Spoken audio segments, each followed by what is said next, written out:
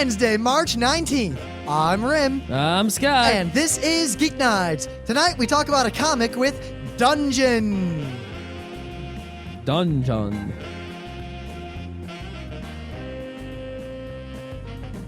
Let's do this.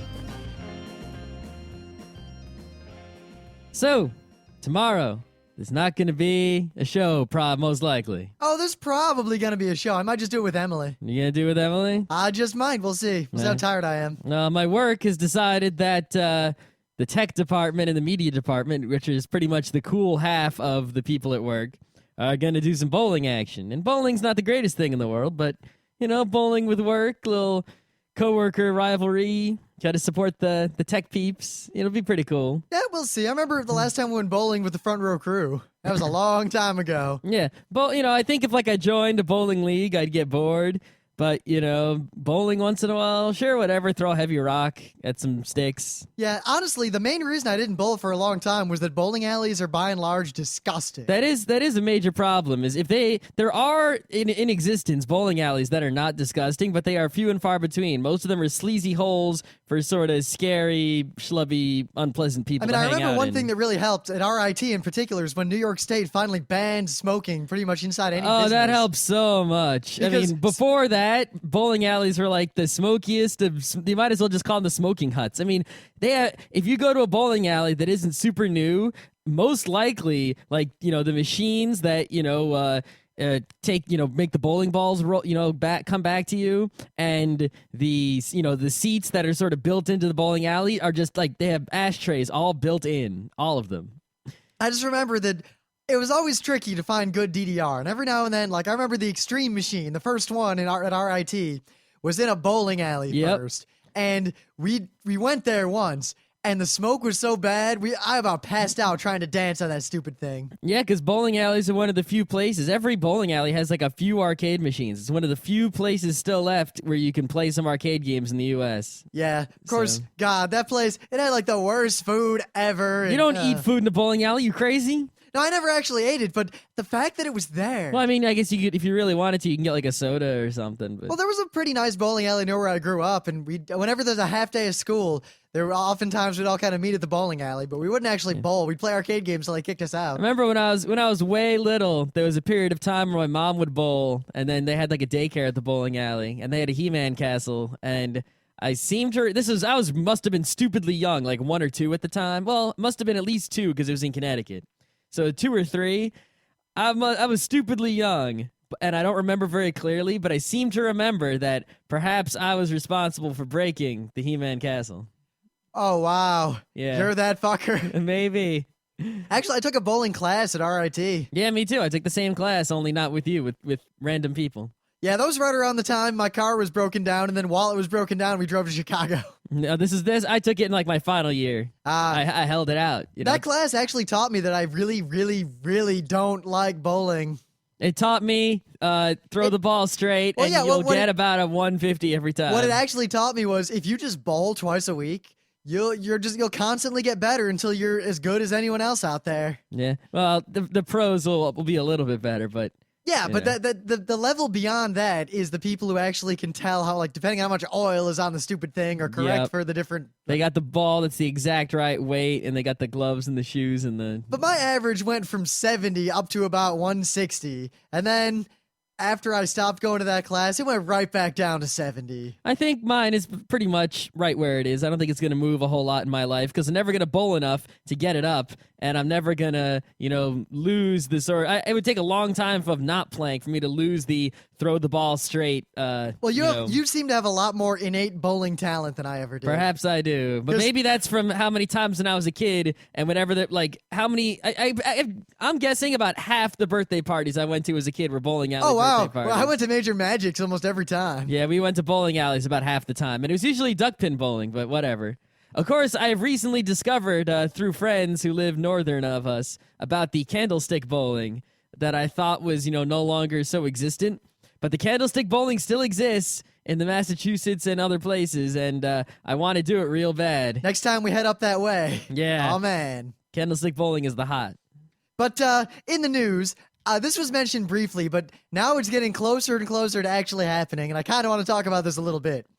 Slayers, as you know, is one of the like classic anime. It's just like hilarious comedy. If you haven't seen it, you should totally It is pretty see much the fantasy comedy anime. Plus, can you think of another fantasy comedy anime? I mean, you might watch it nowadays and go, oh, that's kind of cliched. But this is one of those shows that started a lot of those cliches. Is it the cliche? It wouldn't have been cliche if Slayers didn't exist. I mean, if Slayers didn't exist and I made a comedy fantasy now. When Lena, the Gowrie, the one of the has a sweat bubble. You know, the sweat bubble, like, oh, I'm nervous. That must have been your favorite joke in the whole show. It was. Well, that and Koala.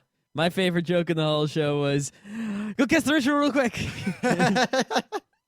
Well, she grabs the sweat bead and beats him with it. But anyway. And also the Fishman. You know, the Fishmen keep coming back. I know, the Fishman's the best. But Slayers is most excellent. As in, I don't like the OAVs as much, but Slayers Next, Slayers Try, one after the other. We've done shows on Slayers before, at least once or twice. However, there was big news that Trigun was getting a movie, and also Slayers was getting another season. And unlike most times when a show that was good, suddenly they say, hey, there's another one. Like, hey, we're making another Tenchi Muyo. You all want to see another Tenchi Muyo, don't you? Never mind the fact that we got a different director who actually sucks. Well, who's the director of the Slayers anime? The Slayers anime is being done right on every account. They've got apparently most of the original cast. They've got the original, like everything is set for this to be perfect. And they have now announced the title of this new Slayers. It was Slayers, Slayers Next, Slayers Try, and I'm sure it's going to be renamed because it's currently Slayers Revolution. All right. So I think we can look forward to seeing Slayers Wii in a couple of years. That was the best I could do with that news. Why didn't you just let it go? I couldn't let it go. Right. So Slayers Next Try Revolution. I guess sort of almost goes together to mean something. Yeah. Don't forget, you can if you try real hard. Of course, then there's all the OAV titles like Gorgeous, Excellent, and then there's the movie, which is just Slayers. Next Try Gorgeous Excellent Revolution, the movie. The motion picture. The motion picture, sorry. Meepros Island. Right. But this is probably not true, but according to the Anime News Network, a statement was made tongue-in-cheek that Zelos is actually the main character and not Lena. And while that is probably not true, that would be so awesome. Zelos is the best character ever in anything, except maybe... I don't think I ever actually saw him that much. No, Zelos isn't in what you saw. He's not in the first season at all? Zelos is... Isn't that the guy who's made of rocks? No, that's Zelgadis. Okay. Zelos I was close to start with Zell. Zelos is the awesome guy who's so awesome. Prince, what's his face? Prince Phil is awesome in a different way with his pacifist crush. Okay. So yeah, that's all I got. All right. I tried to find a news. There were some news items like there's going to be an Initial D manga. Makoto Shinkai has something new. Bandai Visual is sucking more than usual, etc., etc. But I got nothing much to say about those that I didn't just say. So I'm going to do a Geek Bite. A Geek Bite. What I have here that I ordered based on title alone is Crayon Shin-chan, the manga, Volume 1 in English, published by CMX. If you don't know, CMX is actually DC Comics in disguise. We talked about that last week, I think. Yep. And if you don't, Crayon Shin-chan is by Yoshito Usui. Now, I knew the name Crayon Shin-chan. How could you be an anime fan and not at least have that ring a bell? And I'm sure some of you were going, Yeah. And if I could recognize Crayon Shin-chan, I could pick him out of a lineup at the police station. And I knew that it was infamous for being dirty, and I knew it was a comedy. But I'd never read it, and I'd never watched the anime. So I said, you know what? I owe it, as an anime fan, I owe it to myself to at least get Volume 1 of the manga and see what the deal is, just to know. Even if it's not good, even if I don't like it, it's such a big, sort of famous kind of anime. I gotta watch or read or something to know what the deal is. A lot of people, because this happens a lot in anime, especially just because there's so much out there now. But you see a lot of people see Harlock and Mytel and Totoro all over the place. People even cosplay not as much anymore, but you see him, like you see it and you go, oh, it's that character. But how many people have seen any of that? Not enough. At least not in this country. Not nearly enough. Of course, I do point out again, I found it funny that when Emily's friend from Japan was visiting, he noted that our anime collection is the collection of old fogies and we watch old weird stuff. Yeah, he should have gone to go see what Gerald was watching. He would have been. Well, we should show him your thing of the day, but we'll get to that. Oh, yeah. Okay, so Crayon Shin-chan, for people who don't know, this is basically what the deal is. There's this mom, and she's sort of like a really normal kind of person. Like, she acts the way moms with kids do, you know? And it's pretty realistic. Like, even for being maybe it's the translation, because I definitely can tell that the people who translated this did a great deal of adaptation. But, you know, even though it's Japanese, it really feels like she's, you know, a typical U.S. mom with an annoying kid. And the thing is, this kid, Crayon Shin-chan, or I guess Shin-chan, Crayon, I guess, is just sort of like, you know, the name of the manga. The kid's name is Shin-chan, is like the worst behaved kid in the entire universe. Welcome to that show / manga. Like, you imagine, like, try to imagine how bad a kid could be, right? Like, stealing, killing, right? Okay, he's not doing stuff on that level. It's not bad in the, like, baby Hitler. It's bad in the, it's bad in the problem child. And he makes mom's life as miserable as possible. I think I can sum up what it's like to be around someone like that, because people like that exist. You know they do. I can sum it up in one sound. Right? And it's like, so let me give you an example. All this book is a bunch of little short stories. Like, they're like, each one is like 2 or 3 pages of manga that tell a short little vignette of, you know, Shin-chan and his mom, sometimes his dad, and sometimes this really cute dog that sort of gets in on it, the action. Here's the one. He goes to the store as a tricycle, right? So he's like, buy me, buy me, buy me, buy me, buy me, right? And, well, and the mom's like, hell no, right? Like you do. So Shin-chan picks up his mom's skirt, looks under it, and is like, polka dots. It's pretty bad right there. Right? So the mom is just like embarrassed in the store, right? So but she's still not buying the tricycle. So Shin-chan starts walking towards this other complete stranger hot lady in the store, and it says, I wonder what color her panties are. Mom's like, is that a threat? Those are the kind of scenes, I'll admit, I love that kind of humor. Yeah. That's the bluff calling mom, that sort of thing. Oh, yeah, man. the next panel says the tricycle was delivered the next day. Right? And he goes on from there, and there's a couple pages of him, you know, making trouble with the tricycle, like crashing it into things and being stupid and really pissing mom off. And yeah, you know, it some of it was funny, some of it was just sort of blatantly dirty, some of it wasn't, just sort of frustrating. You know, it was sort of, it made you feel good. And well, I know you seem to have a problem where whenever you're watching a movie, any reading a comic, anything, and a character does something you think is stupid, you just go, and it bothers you. Yeah, there's not so much stupid going on here. It's mostly just Shin-chan makes life frustrating. You laugh, but you feel frustrated with the mom, but then the mom overreacts, and she's kind of crazy. I just remember how frustrated you were when we tried to watch Bringing Up Baby. Yeah, that was pretty frustrating. But yeah, this comic, I actually think, I don't know if I would buy more, because it seems like it's just the same joke, twisted slightly different over and over again. So, like, why should I get more? It's just, you know, it's just more of the same. But it's worth it to buy the 1 volume. Totally worth it, especially since this thing costs $8, and I paid way less than $8. I paid probably like $5. But yeah, it's totally worth it. And I actually think, contrary to, you know, what I guess might be the target audience, I think this comic would really appeal to moms, because they would totally identify with the mom in the comic. I'm gonna try to see if my mom will read this. See if she'll probably have much nostalgia for raising me and my siblings. So I guess the moral is buy Crayon Shin-chan for your mom. Yeah, buy just 1 volume. I wouldn't buy more than 1 volume unless you really like it. But buy 1 volume. Why the hell not? Or you really like your mom.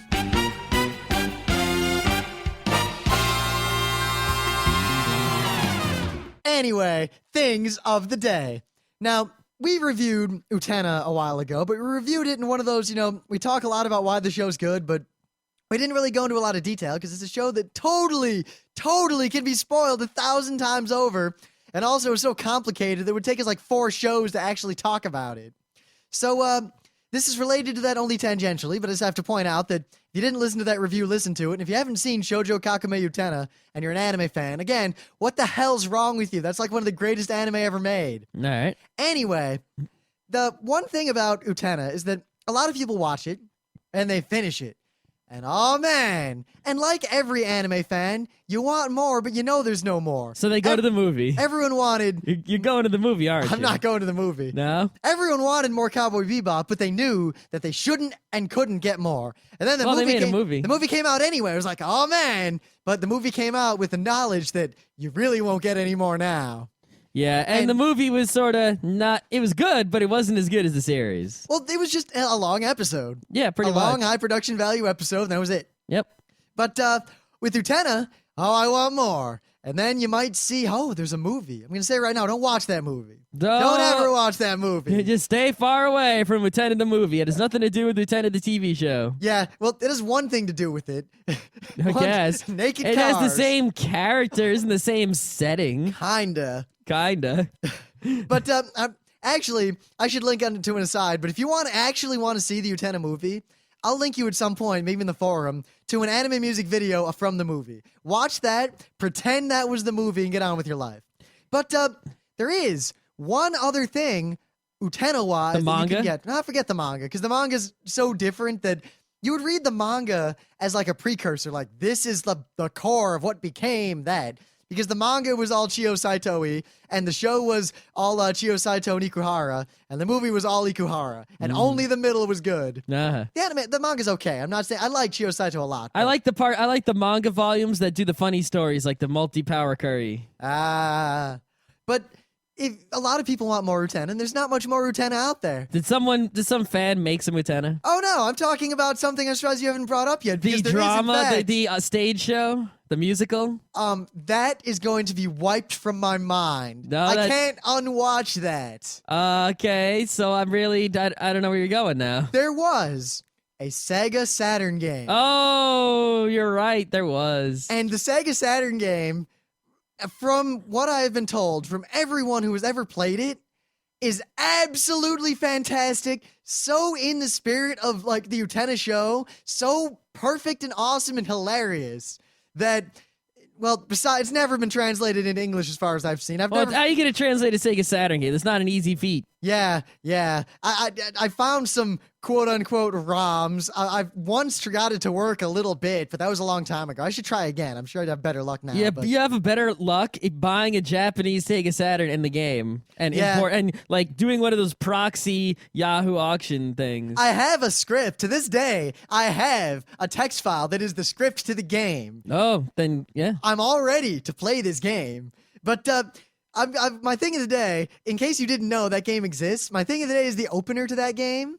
And if you're still interested after the opener, a good 5 minutes of the initial gameplay. You should put a bounty out to anyone who can get you the game. If anyone gets me, all right, I'll say this. If anyone gets me the Utena Sega Saturn game in a playable form in English, I'll give you like $200. Oh, man.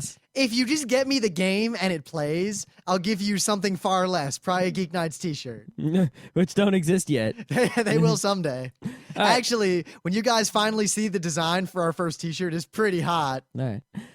So my thing of the day is far superior to your thing of the day. I got to say one last thing. It's so sad that Toga gets to show his nipples and Akio gets to show his nipples like more so than anyone's ever showed nipples before. But no one lets Saionji show his nipples. Okay, I'm done. Wait, I thought you were gonna say no one gets to see Utena's nipples. Wouldn't that be more what people want? Anyway. So a lot of people are like, what's the first anime? And just sort of say Astro Boy, and that's true in the sense that Astro Boy was the first anime that was like a TV series, there's an episode on, new episodes all the time. It continued. It wasn't very serial. Each episode, it was very episodic, but it was the first like anime TV show that, carried on. But that doesn't mean there was no animation in Japan before Tezuka. There were people in Japan making animations before Tezuka. Here is one of, maybe it's not the best, because I don't have a lot to compare it to. But this particular incredibly old Japanese animation is sort of a Steamboat Willie quality to it. And it has many things for the American anime fan to enjoy, despite not having a translation. Okay, so basically, here's the deal. This is a anime, black and white. It was made in the year 1934. The title of it is Something Something I Can't Read, 1936. So it's a story about 2 years in the future. And basically the story is this. Cute animated characters live on an island and they're happy. Evil someone comes to bomb them. You'll see who the someone is. I'm not going to spoil it. Yes, evil someone. Evil someone. Oh my.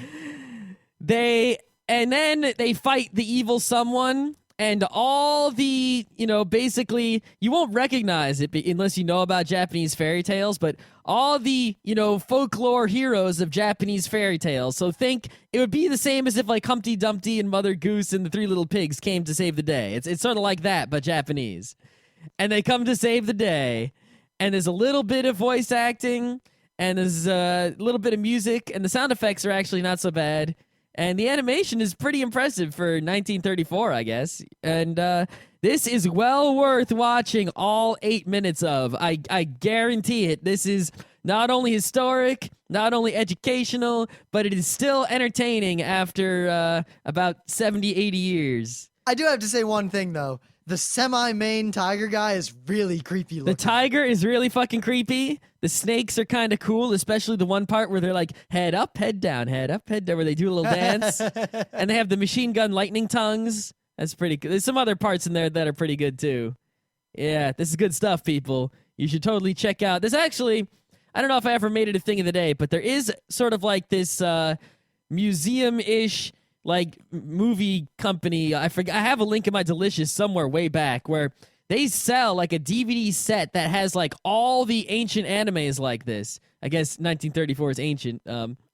And like all in one DVD set, but it's a ludicrous amount of money, so I've never bought it, but I might buy it. Right. So we're not talking about anime tonight. We'll probably talk about anime next week on Wednesday, but we have something we've waited mostly because we wanted to make sure that both of us had read all of it in its entirety. No, that we actually have one more volume of it coming. Yeah, next month. Yeah. But anyway, did I do a geek back on this? A geek bite on this previously? You might have, but now we can review this in fullness. All right. What we are going to review is a comic. It's actually a French comic called Dungeon. Written by, I still don't know how to pronounce this dude's name, even though I have like a whole bunch of comics written by him. Is it like Jean Sfar? I think the last name has to be Sfar, but the first name is either like Joan or John or something. Joanne. It's not Joanne. But I think it's like Jean Sfar, I think is the correct way to pronounce it. I'm probably wrong, but whatever. This is the same guy who wrote like the Eisner Award winning Rabbi's Cat, the Professor's Daughter, Klezmer, which is amazing. I can't think of any others, but they're all awesome. Now, the thing about this comic is that there are a whole bunch, like it's kind of hard to figure out the order. Luckily, there's a little guide in the front of most of them, and also, we're going to tell you right now. Pretty much, it's about a dungeon, and it's set, like, there's the main comic, which is like during the zenith, the height of the dungeon. And then there's Parade, which is just more fun going on during that good part of the dungeon. And then there's the early years, and then there's the Twilight, and then there's the other one we haven't read, the side stories. The monsters. Yes. Basically, if you like, things like Dungeon Keeper or sort of like, trying to think of something else similar to this. Pretty much Dungeon Keeper. Yeah. Basically, anything where it's sort of like there's a happy dungeon, and it's like there's a bunch of monsters, and it's sort of like a comedic fantasy. Everyone's hanging out in the dungeon. There's a lot of cool characters. There's lots of stuff. It's a big, complicated dungeon. And all sorts of little happy adventures happen in this dungeon. And it's just a good time all around. You got, what's his name? Marvin the dinosaur is the best. You got Herbert the duck. He's more of a dragon than a dinosaur. But he loses his wings, and then he's sort of dinosaur-ish. then he's still a dragon. He's a breath weapon. Yeah, I guess. Okay, he's a dragon. You got my favorite character, Zongo. I don't know. I think my favorite character in the end is either the dungeon keeper or the duck. No. No, I really, really, really like Marvin. The dungeon keeper is high quality. Marvin's all right, but Zongo is by far the best. There's no competition for Zongo. What is this actually about? All told, theoretically, it's about this dungeon. And the dungeon is like a typical fantasy dungeon, but it's run like a business. And it's a comic that takes itself seriously in that totally non-serious way that, as a result, makes it really, really good. Yeah, it's basically each volume is sort of like two stories almost, and each story is like it's a comedic story, but at the same time they have some sort of like lesson and moral in the story, and it's impressively highbrow for something that is so like slapstick and silly at most of the time. So I think we'll start with the good stuff and work our way down to the bad parts. All right, so I'm not exactly sure like the quote correct reading order. Forget that. We're going in order from good to bad. All right, so Dungeon Zenith is the 2 volumes that are about the height of the dungeon, when the dungeon is at its peak operating efficiency. Yep, Volume 1, Duck Heart, and Volume 2, The Barbarian Princess. This is like the best dungeon right here. Duck These 2 Heart, volumes. The one sad thing is that I read, and so did Scott, we read Duck Heart first, Volume 1, and that was far and away the best that dungeon ever had to offer. It's definitely the best the dungeon has to offer. So if you're not, but see, don't get us wrong. Like, it might sound like we're saying that this is a good comic, and then it sort of goes downhill. No, it's a fantastic comic that goes downhill to okay-ish, kind of The thing is, if nothing else, Volume 1 by itself of Zenith, Duck Heart, Zenith, no, is absolutely amazing. It's so great. The first half, it's really in 2 halves. The first half is utterly just weird and offbeat and hilarious. I mean, I don't want to ruin it, but when you find out what the deal is with the elephants, I laughed out loud. When you find out what the deal is with the sword. With pretty much everything. Yeah. Everyone's great, especially Horace. Yeah, it's pretty much one of those stories where, like, there's a whole bunch of little things, right? But they're all really, like, they're things that you are really easy to fall in love with, like the characters and the little quirks and things. Even, Zongo is basically a guy who appears in maybe 5 panels at most, and all he ever says is Zongo. Yet somehow, like, I like him that much, And then the magic of it is sort of like how all these little things that you really like end up coming together to, create something that is greater than the whole in ways that you did not expect at all. Like, it jumps around a lot, and the humor's really goony, and I said offbeat, but that bears repeating. It'll throw some curveballs at you while you're reading it. Yeah, sometimes you might not even notice there was a joke. Like, there'll be some sort of pun joke, and you won't get it. And then some character will, like, point out the joke. But pretty much the second half, it's weird. The first half is really funny and weird. And the second half it really borders on the philosophical, and it has such a different tone that you almost feel like you're reading a different comic. Yeah, well, because the setting sort of changes. They take you out of the dungeon in the second half, and you're in the dungeon's there, but you're going around the world a lot, looking at things and seeing what's outside the dungeon. So it doesn't really have the same sort of feeling as the first half. And, it's sort of, instead of following sort of like all the stuff going on in the dungeon, it really is a more narrowly focused story on a few characters on sort of a journey. But the journey stories in Dungeon are weird because it's not like beginning end. It's like beginning, get somewhere, then sort of turn and go in a direction that you didn't expect, but sort of makes sense. And they just keep turning around until eventually there's like a resting place. I mean, the second half just...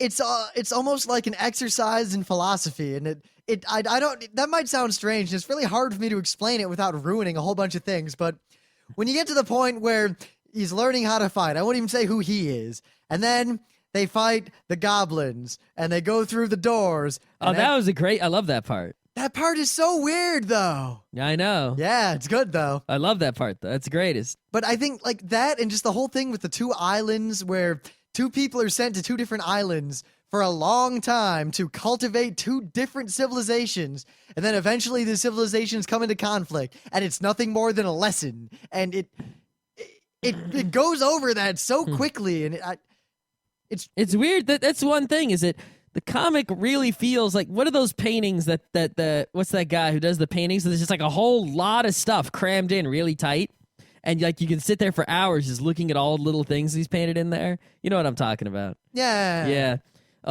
This is sort of like one of those. Like the dungeon, it feels like the dungeon itself is a lot of things. It's a huge dungeon. But like each room is like a dungeon room with traps and treasures and monsters, and each one is different and interesting in its own way.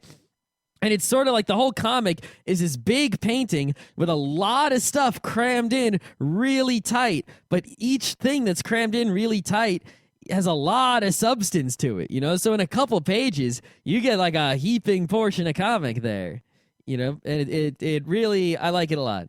And I think what the thing I like the most about the second half is that the dialogue between, because it kind of turns into one of those, but not really a buddy cop comic, but two buddies who are very different, but they get along in a really, like Togusa and Bato and Ghost in the Shell in the movies, like the way they talk to each other and how they quote things at each other and they snipe at each other, and they've got each other's backs with this kind of unspoken camaraderie. Yep.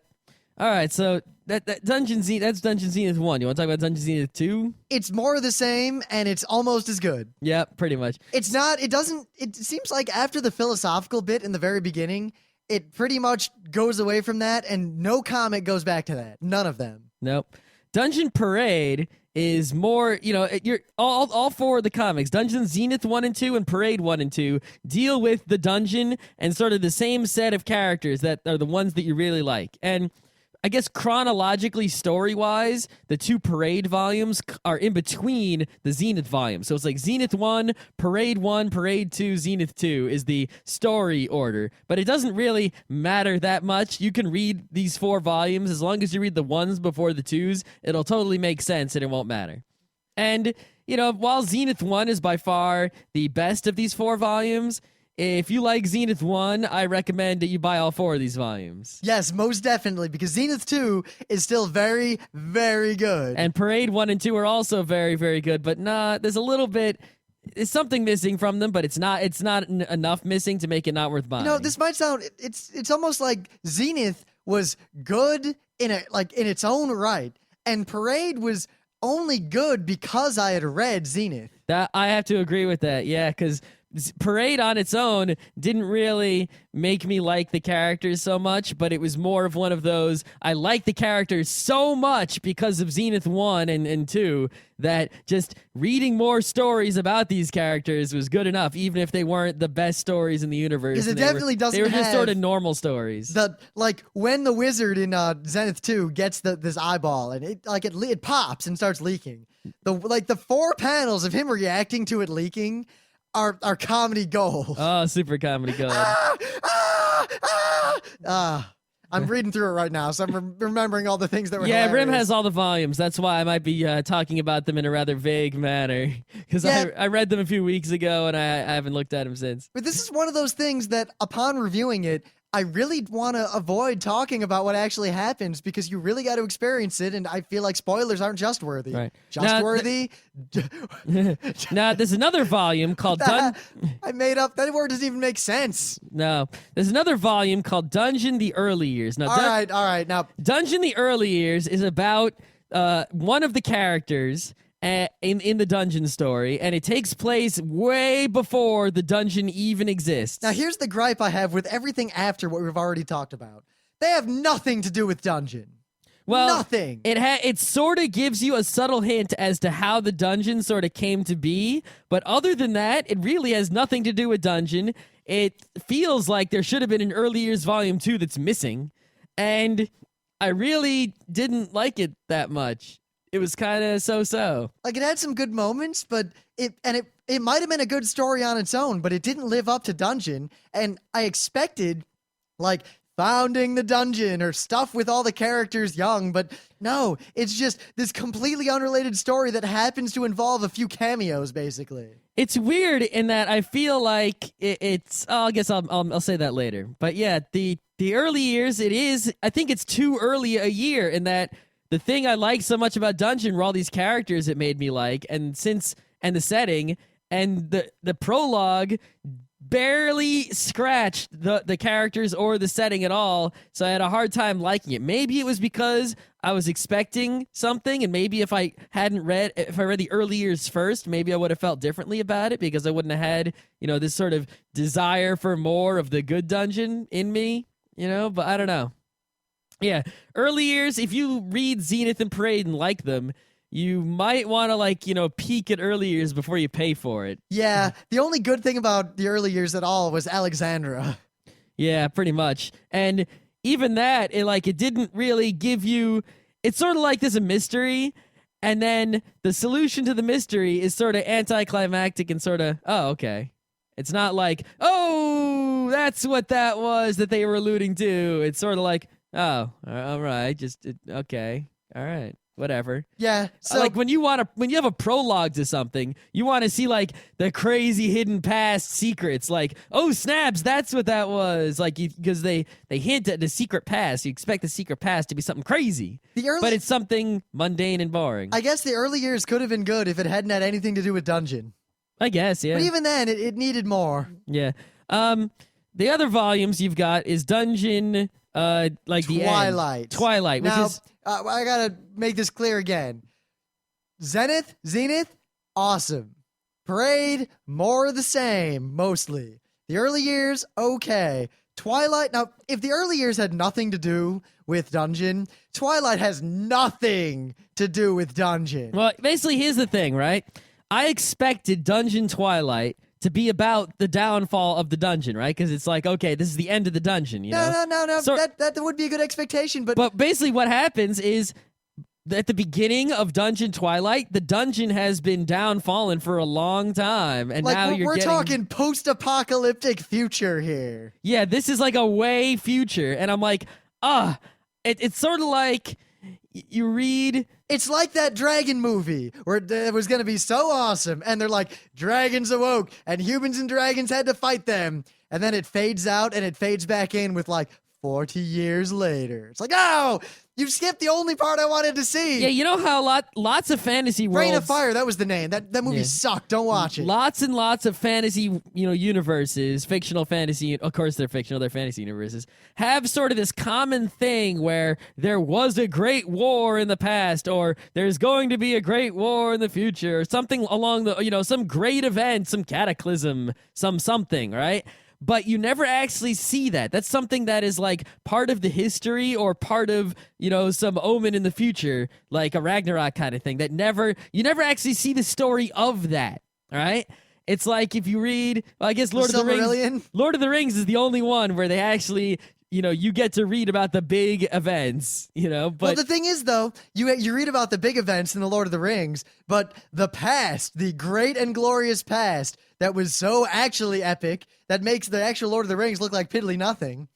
You don't want to actually read that, because it's not that interesting. Silmarillion's okay. It's okay, but... It's worth reading if you're, Well, yeah, I guess it's more that the stories, it's kind of like you're better off reading about the story of the fall, because the story of the ancient great things or the ancient super powerful things often are much more difficult to make interesting. Yes, but the Dungeon Twilight is well after the fall of the dungeon. I wanted to read about the fall of the dungeon because they sort of hint and you can piece together what happened at the fall of the dungeon. And it's really awesome, and I wish the comic was about what happened then, but it's not. They make a big reveal where basically... I saw it coming a mile away. Yeah, but they make the big reveal, and all I could think was the same thing Scott thought, which was, why wasn't this about that? Now, it was cool that they skipped a bunch of it, because they make the reveal, but they don't actually say what happened. It's just heavily implied from the dialogue between the two characters exactly what happened.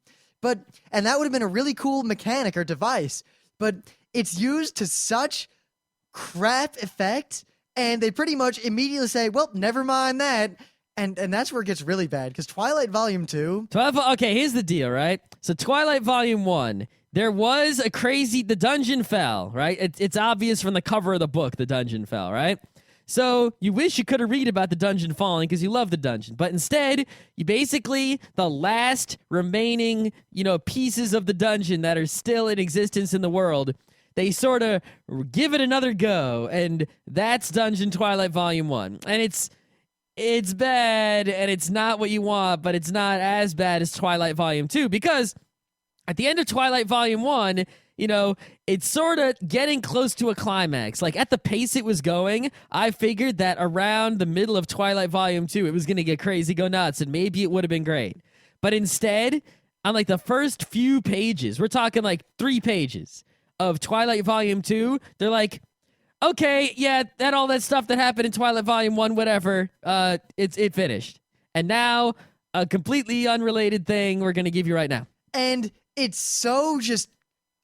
I hate to say this, but it's crap. It's pretty bad. I didn't even read it. I read it all, but I was pretty much just going, and I was sort of frustrated and grumbly until it was over. I lost interest, so I kept like skipping I definitely pages. Lost interest. I skipped page. I'd be like, but I read it anyway. Page, flip. The only redeeming part at all is that the Dragon Girl is really, really cute. Yeah, Dragon Girl's cute. But that's all that comic has to offer. Yeah, it's basically all the characters in that are not the characters that you have got.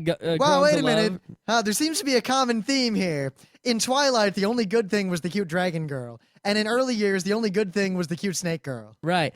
So basically, I guess that shows that what made Dungeon Zenith and Parade so great was not great plots. It was great characters and a great setting, and watching all those things interact and getting you to really like all these things. And that's why Parade worked, because even though the stories in Parade weren't so great, it was all these, characters you like, so it totally worked. And early years and Twilight went so far away from those characters and setting that there was nothing to like anymore, because it was just the same kind of bleh plots in Parade, but without the stuff you liked. So, yeah, buy what we told you to buy and don't buy the rest unless you're really, really desperate. Now, this isn't impossible to find. I'm not sure what's in print and what's not in print, but I was able to get all the volumes, so I don't see any reason you shouldn't be able to get all the volumes. There's one other volume, Dungeon Monsters, which is sort of like, let me read from Wikipedia here. It features secondary characters from throughout the story. Monsters stories can be set anywhere in the timeline and feature occasional appearances by the major characters. So that might be interesting, because there might be like I haven't read it. It's coming in the mail, like a month or so. But it might have like a Zongo story, or because that's the thing, is in the main part of Dungeon, the side characters were all so awesome. They were the secondary characters in the main in Zenith were better than the main characters in any other part. So if there are little vignette stories about them, I might like that. So the verdict on Monsters is still out. But as for the rest, just stick to the Zenith and the Parade, if you like the Zenith.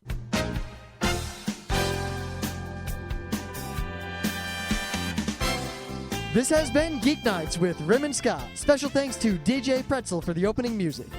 Be sure to visit our website at www.frontrowcrew.com, where you'll find show notes, links, our awesome forum, a link to our Frapper map, and links to all the RSS feeds. We say feeds plural because Geeknights airs 4 nights a week, covering 4 different brands of geekery. Mondays are science and technology. Tuesdays, we have video games, board games, and RPGs. Wednesdays are anime, manga, comic nights. And Thursdays are the catch-alls for various rants and tomfoolery. You can send us feedback by email to geeknights@frontrowcrew.com. Or you can send audio feedback via Odeo. Just click the link that says Send Me an Odeo on the right side of our website. If you like what you hear, you can catch the last 100 episodes in iTunes or in your favorite podcatcher. For the complete archives, visit the website, which has everything. Geeknights is distributed under a Creative Commons Attribution Non-Commercial Share-alike 2.5 license. This means you can do whatever you want with it, as long as you give us credit, don't make money, and share it in kind. Geeknights is recorded live with no studio and no audience. But unlike those other late shows, it's actually recorded at night.